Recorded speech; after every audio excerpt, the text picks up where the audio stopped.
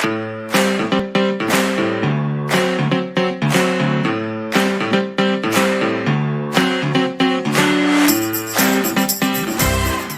teman pemilih, istiqomah Taka.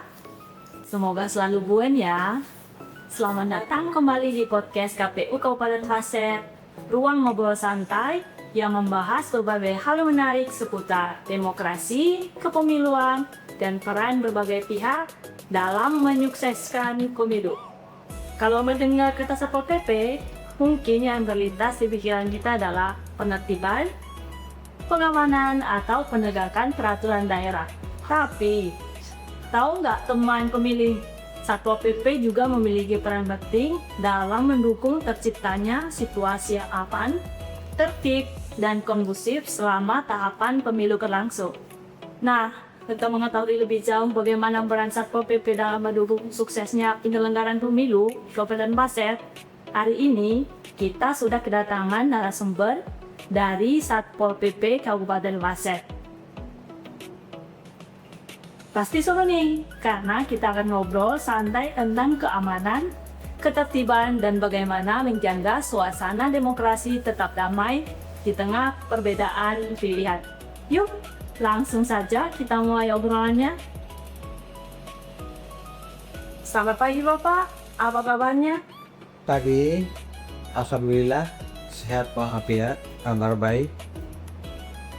Terima kasih atas kesempatan untuk bisa hadir di dalam berbagi informasi tentang dalam podcast ini. Semoga kita semua selalu diberikan kesehatan dan kelancaran dalam menjalankan tugas serta aktivitas sehari-hari, khususnya dalam menyambut pelaksanaan pemilu yang aman, tertib, dan damai di Kabupaten Pasir. Izin Bapak, sebelum ke topik pemilu, mungkin kita kenal dulu dengan teman pemilih ya Pak. Silakan Pak. Siap. Nama saya Cubika. Saya ditugaskan hampir 2 tahun setengah sudah menjadi jabatan Kepala Perlindungan Masyarakat di Satpol PP. Oke. Nah, boleh nih ceritakan dulu tugas dan fungsi Satpol PP Kabupaten Pasir secara umum Pak. Siap.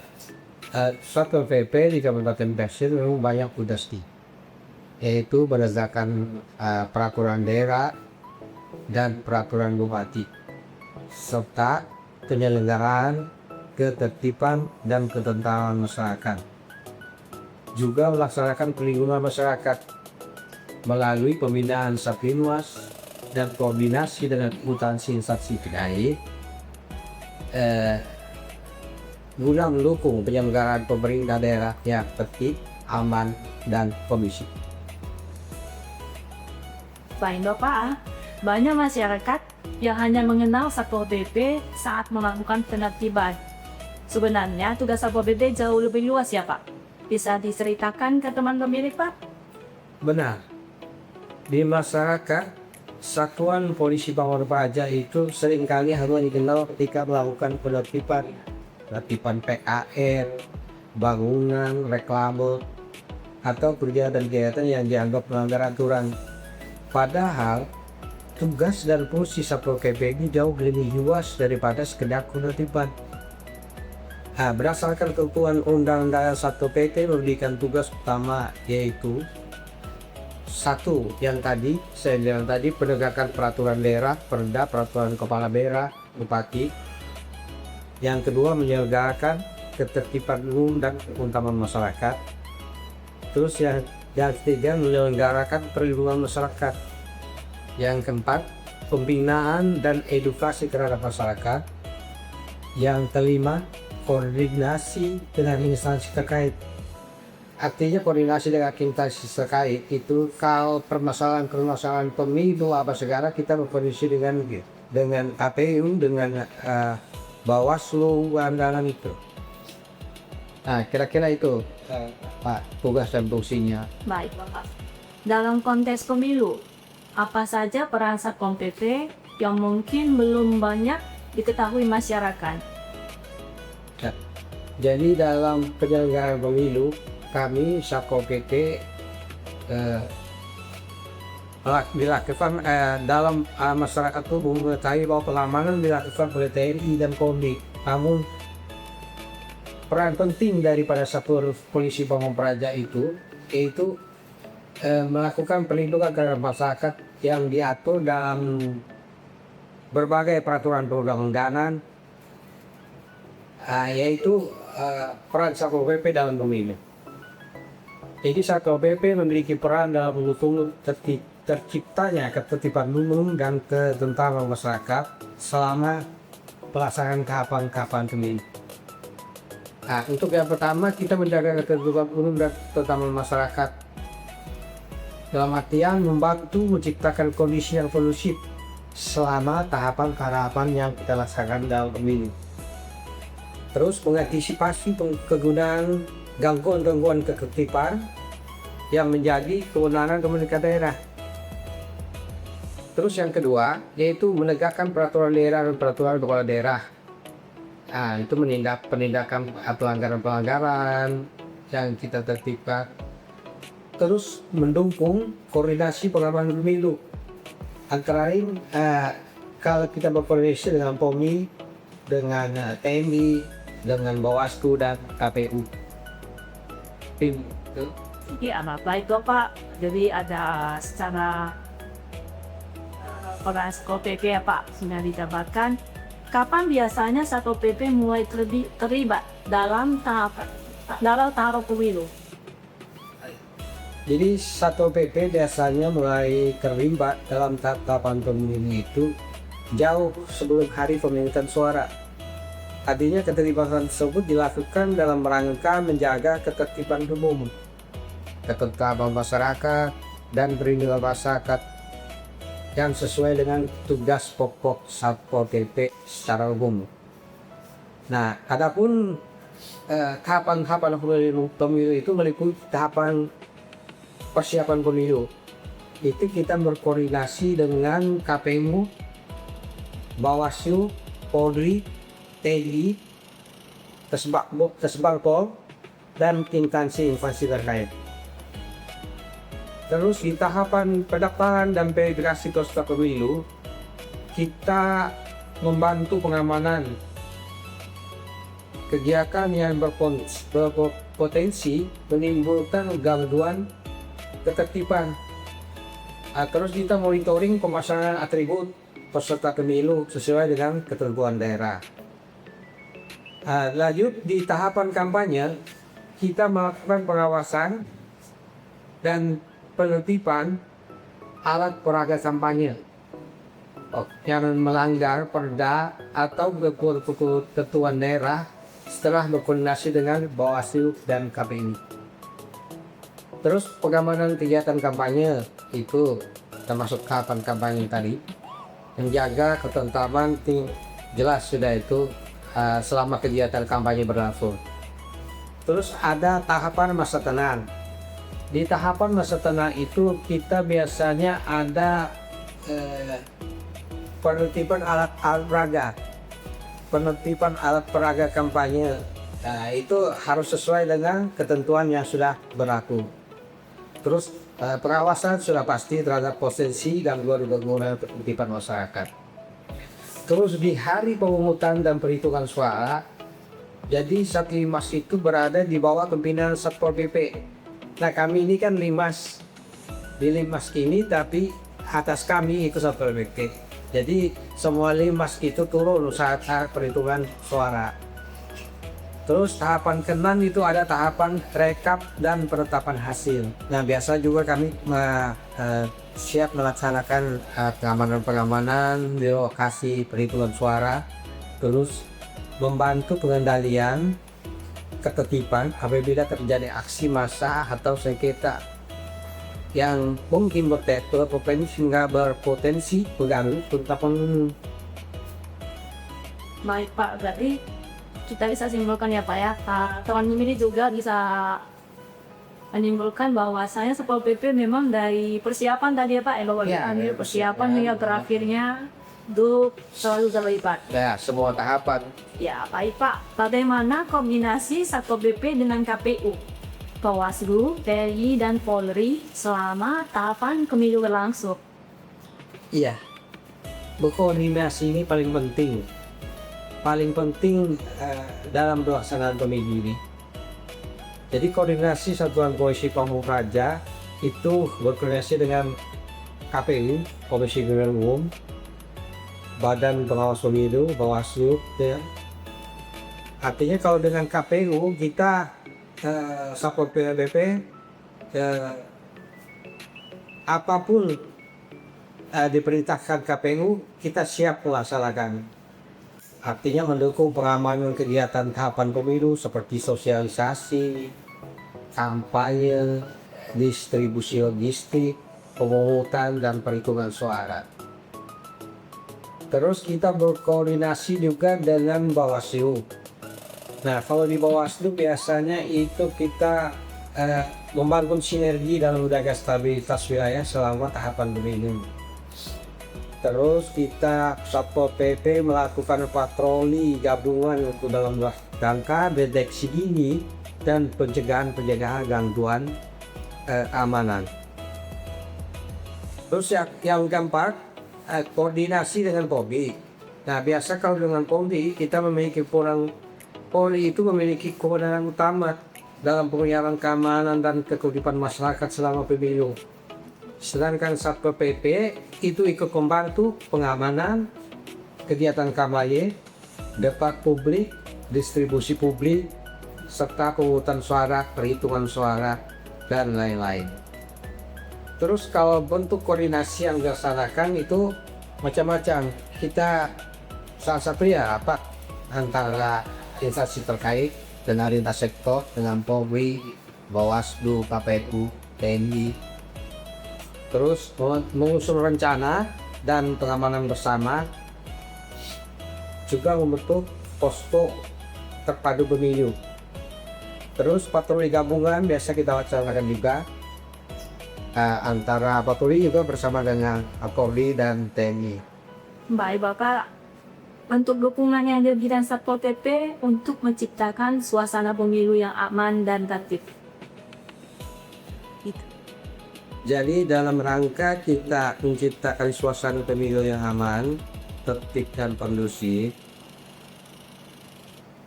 Satpol PP memberikan dukungan sesuai dengan tugas dan fungsinya. Artinya bentuk tersebut antara lain yaitu untuk pengamanan kegiatan tahapan pemilu. Terus penertiban alat peraga kampanye. Terus dukungan dalam posko pembinaan edukasi masyarakat, dukungan perlindungan masyarakat dari emas, dan penanganan gangguan ketertiban umum. Juga menjaga netralitas aparatur dalam pelaksanaan pemilihan nanti.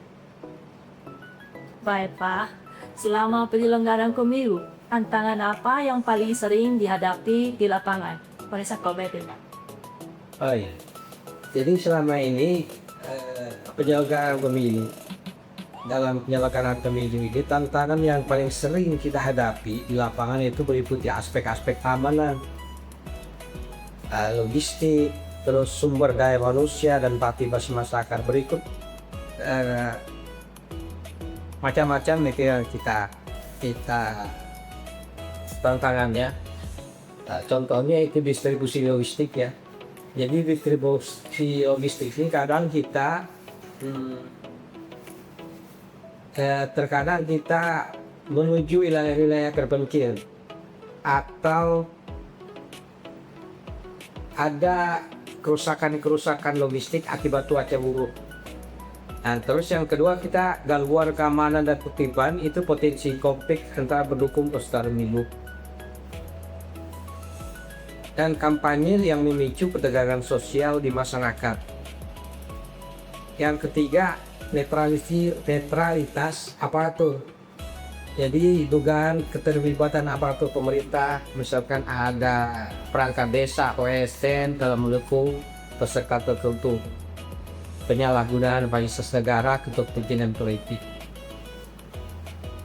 terus partisipasi dan kesadaran pemilih. Jadi kadang rendahnya tingkat pemilih di beberapa wilayah, dan kadang juga pemilih kurang memahami, masyarakatnya kurang memahami tentang cara pemungutan. Dan selanjutnya itu ada juga yang kadang tidak terdaftar dalam daftar pemilih. Nah, itu salah satunya. Terus ada pelanggaran kampanye. Nah, artinya pelanggaran kampanye di luar yang sudah dijadwalkan oleh Bawaslu atau KPU itu dilanggar oleh salah satu ini kan. Terus pengawasan dan penegakan hukum, yaitu sulit kita membuktikan pelanggaran pemilu. Baik Pak, dari penjelasan Bapak, terus bagaimana Satpol PP menyikapi apabila terjadi potensi gangguan ketertiban yang berkaitan dengan kegiatan politik atau kampanye seperti Bapak jelaskan tadi? Menyikapinya yaitu menghadapi potensi yang gangguan ketertiban dan yang berkaitan dengan kegiatan politik atau kampanye. Kita sesuai dengan tugas dan kewenangan sebagai penegak peraturan daerah, penyelenggara ketertiban umum dan keamanan masyarakat, fasilitas pelindungan masyarakat dengan menjaga netralisasi aparatur sipil negara. Nah, langkah-langkahnya yaitu melaksanakan deteksi dini dalam pemetaan kerawanan, artinya mengidentifikasi lokasi, waktunya, jenis kegiatannya, terus mengumpulkan informasi melalui koordinasi kita kan dengan penyelenggara pemilu. Yang kedua, kita melakukan koordinasi dengan instansi terkait. Artinya kita berkoordinasi dengan pihak KPU, dengan Bawaslu, dengan Kepolisian. Terus melakukan pengamanan dan pengawasan, itu pasti sudah kita laksanakan. Ya.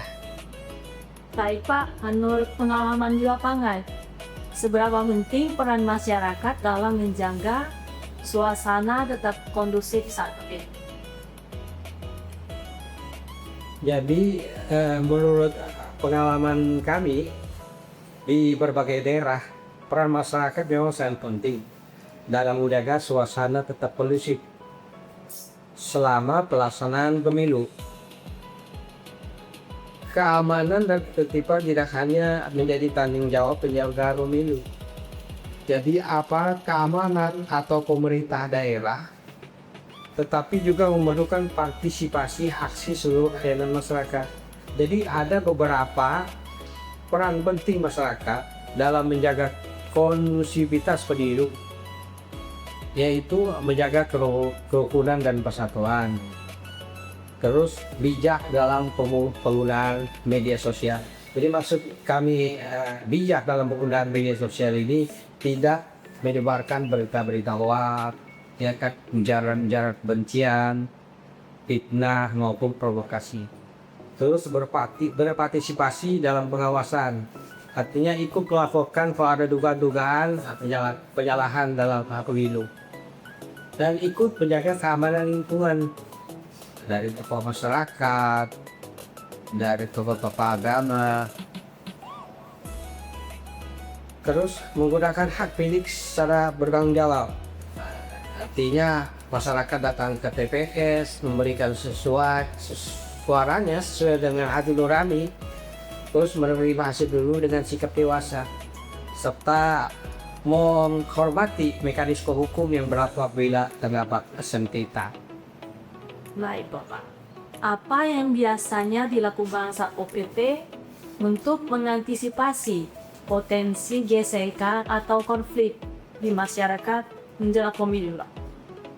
Jadi menjelang pemilu, Satuan Polisi Gabungan Rasa biasanya berperan dalam menjaga ketertiban juga, tertiban juga, serta mendukung terjadinya kondisi yang kondusif. Jadi ada beberapa langkah yang dilakukan untuk mengantisipasi potensi gesekan atau konflik masyarakat lain, yaitu kita memetakan kerawanan wilayah yang akan terjadi konflik. Artinya kita mengidentifikasi dulu di daerah mana-mana atau TPS mana aja yang potensinya konflik tinggi. Terus kita berkoordinasi dengan instansi terkait, ini Presiden TNI, Polri, Kesbalpol di situ ada, dengan KPU dan Bawaslu itu sudah pasti. Dengan pemerintah kecamatan dan pemerintah desa, kelurahan. Terus kita ada patroli monitoring wilayah itu juga bersama dengan Polri dan TNI. Terus pembinaan dan edukasi itu mengajak masyarakat untuk menjaga persatuan dan kesatuan. Penegakan peraturan daerah, deteksi dini, artinya kita data mengumpulkan informasi yang terkait dengan potensi gangguan tertimbun. Juga meningkatkan kesiapsiagaan personil. Jadi kami siap, pokoknya anggota yang ada di desa, di kecamatan maupun di kabupaten itu selalu siap siaga dalam melaksanakan tahapan-tahapan ini. Terus kita dalam persiapan pemilu itu kita memperdayakan Satinmas. Ya saya bilang tadi Satinmas yang ada di desa, Satinmas yang ada di kecamatan, di kelurahan dan kabupaten. Jadi kami di tahun 2024 itu punya 5 Satinmas kami sebanyak 2.600. Itu antara lain 10 di kecamatan, 10 di kelurahan, 11 di kecamatan, 10 kelurahan, 10 di setiap desa. Jadi jumlahnya mungkin sekitar 2.600. Itu belum lagi yang CPS-TPS. Tadi sudah siap ya Pak ya? Sudah siap. Nyambut persiapan tahun ini ya Pak ya? Dari sudut pandang Satpol PP, bagaimana partisipasi generasi muda dalam menjaga ketertiban selama pemilu? Jadi partisipasi generasi muda dalam menjaga ketertiban selama pemilu ini memiliki peran yang sangat. Karena pemuda merupakan kelompok masyarakat yang jumlahnya besar. Artinya aktif dalam kehidupan sosial dan sangat berpengaruh dalam penyebaran informasi. Ya kan?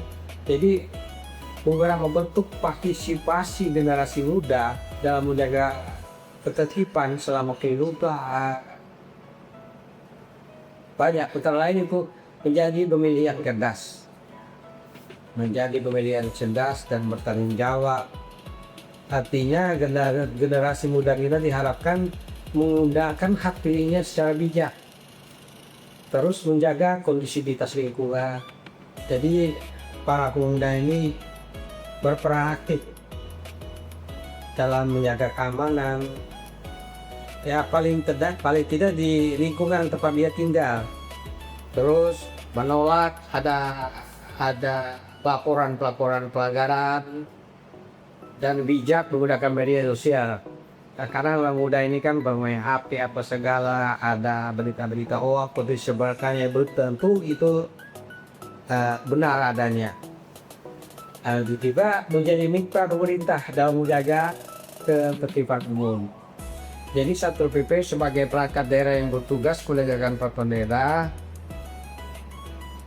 dan pengetahuan masyarakat, generasi muda sebagai mitra strategis kami, dan komunitas masyarakat muda dapat membantu menciptakan suasana yang aman, damai, tertib selama seluruh tahapan pemilu.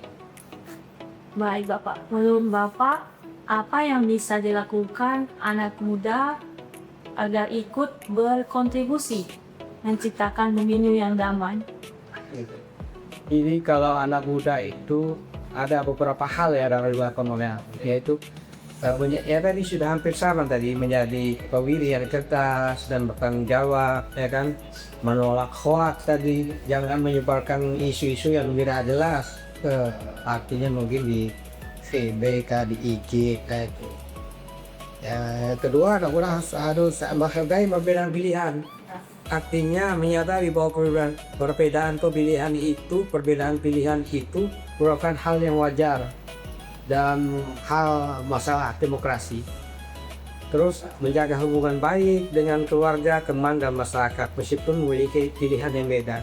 Kadang kita kan keluarga yang salah pilih, beda pilih itu bisa lain sama saudara sendiri. Terus berpartisipasi dalam pendidikan politik. Jadi pemuda mengikuti diskusi, seminar, lalu sebagainya. Juga ikut mengawasi jalannya pemilu secara positif. Jadi kesimpulannya kontribusi terbesar anak muda dalam menciptakan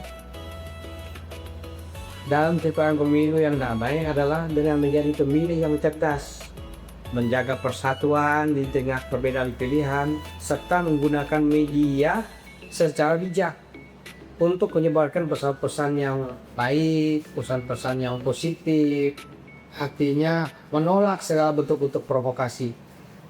Di era media sosial seperti sekarang, apakah penyebaran informasi yang tidak benar juga dapat berdampak pada ketertiban masyarakat, Pak? Jelas itu. Artinya